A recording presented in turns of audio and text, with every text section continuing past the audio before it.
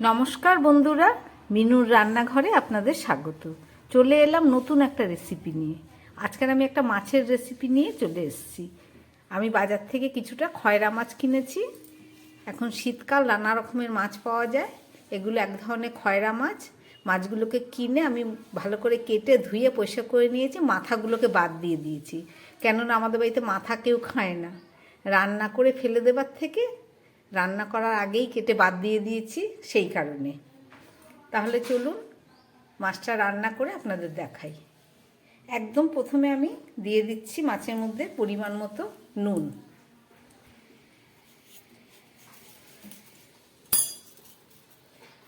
আর দিয়ে দিচ্ছি পরিমাণ মতো হলুদ।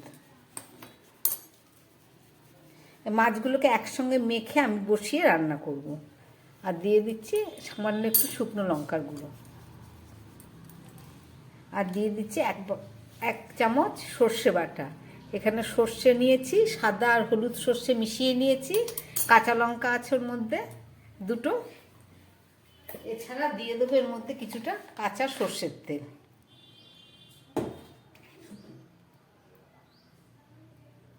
সব কিছু দিয়ে আমি মাছটাকে খুব ভালো করে মাখিয়ে নেব।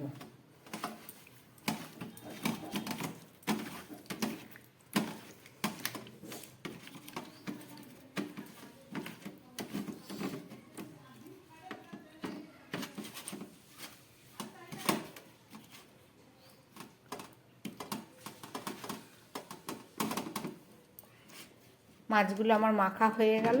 এবার 5 মিনিট রেখে দেবো। 5 মিনিট পরে রান্না করে আপনাদের দেখাবো।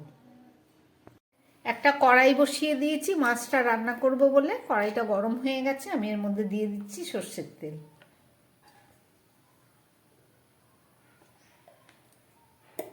কিছুটা তেল মাছের মধ্যে মাখানো আছে, ওই জন্য একটু কম করে দিলাম।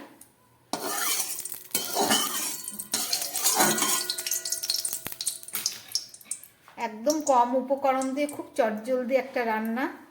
দিয়ে দিচ্ছি সামান্য জিরে ফোড়ন। এবারে আমি এই মশলা মাখানো মাছগুলো এর মধ্যে দিয়ে দিচ্ছি।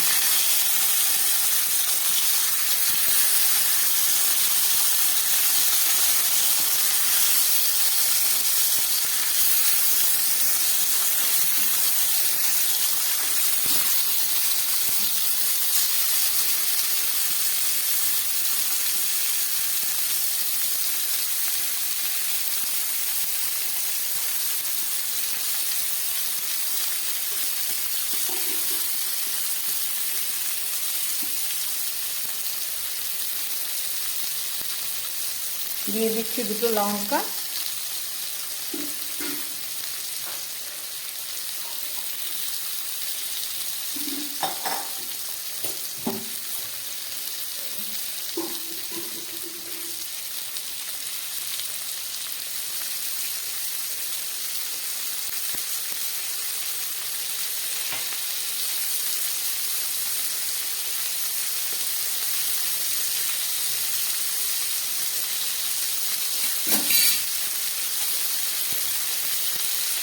দিয়ে দিচ্ছি খুব সামান্য একটু টমেটো।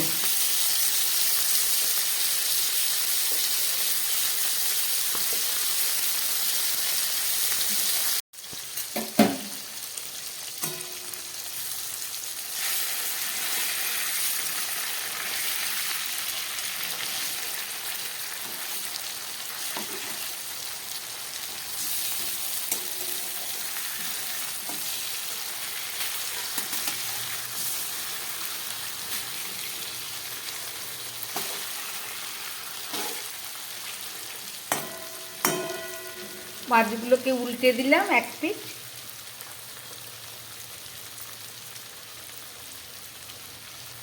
এবার আমি দিয়ে দিচ্ছি এর মধ্যে জল। মশলার জলটা দিয়ে দিলাম, আরও একটু জল দিয়ে দেবো, কেননা মাছটা সিদ্ধ হবে।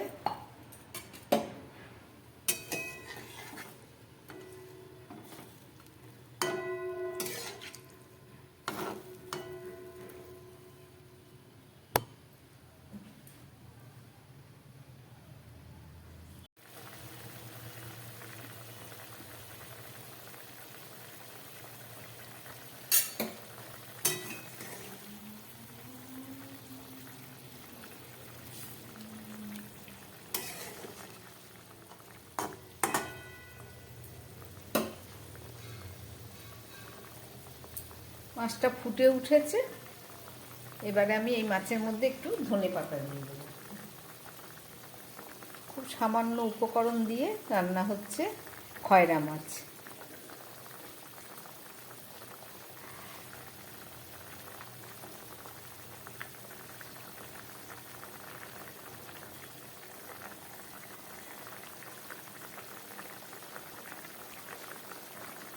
একদম পুরো ফুটে উঠেছে, এবার আমি একটু গ্যাসটাকে কম করে একটা ঢাকা দিয়ে দেবো। ঢাকা দিয়ে এখন কম আছে 3-4 মিনিট মতো রান্না হোক, তারপরে ফেরত এসে দেখাচ্ছি।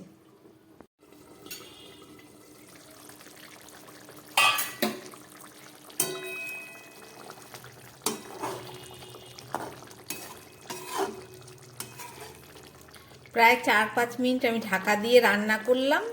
আমার মাছের ঝালটা রেডি হয়ে গেছে। এবার আমি গ্যাস বন্ধ করে দেবো,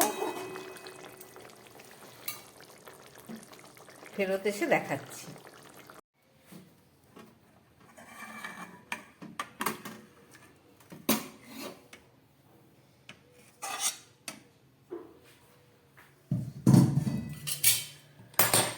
রান্না করলাম মাছের ঝাল, রেসিপিটা আপনারা দেখলেন।